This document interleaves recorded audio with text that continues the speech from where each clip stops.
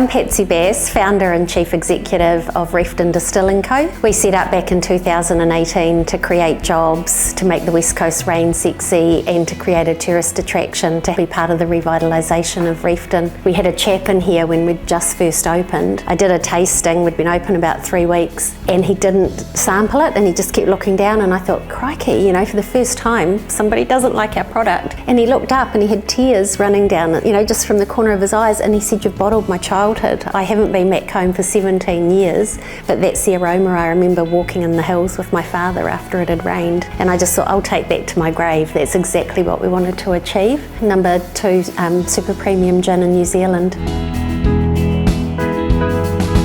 We were one of the early adapters in terms of there are about 35 gin brands. There are now getting closer to 200, but we're one of about 12 whisky distilleries in the country. We're nestled in the largest forest park in New Zealand. We've got the abundant rainfall, which so many see as a negative, and I just love it. I find it so invigorating. We capture the rain. We've got some of the most pristine water on the planet that falls in a deluge. We've got a team of foragers, so we use fresh native botanicals that are gathered from the rainforest, and we've got a great community. Like the whole West Coast, you know, it was built on pioneering and entrepreneurship. We also draw inspiration from the characters of old, people like Little Biddy that have inspired the gin brand, Moonlight Creek, named after George Fairweather Moonlight.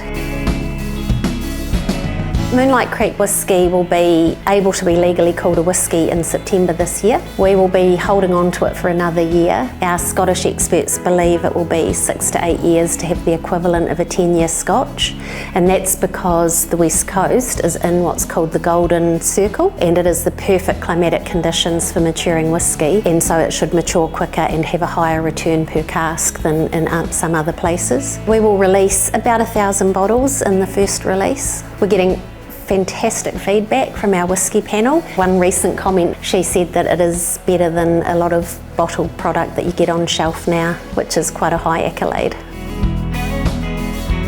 We're really proud to recently have achieved B Corp certification, and B Corp is about not just, you know, financial sustainability, but it's about the social and the environmental. We wanted to create those jobs, we wanted to help revitalise my hometown, and we wanted to do it in a way that looked after the planet as well. There's about 8,500 businesses internationally and growing all the time, so you're part of a real movement. We were really pleased to discover we'd been the first on the West Coast to achieve that, and we hope that there's a whole lot of others coming right behind us, and we'll help those where we can. So we've had finance support to purchase land and buildings for expansion, which has been a game changer for us. It's good to have, like, even data, you know, tourism data. We have famils through here of wholesale travel operators, and that all arranged through Development West Coast.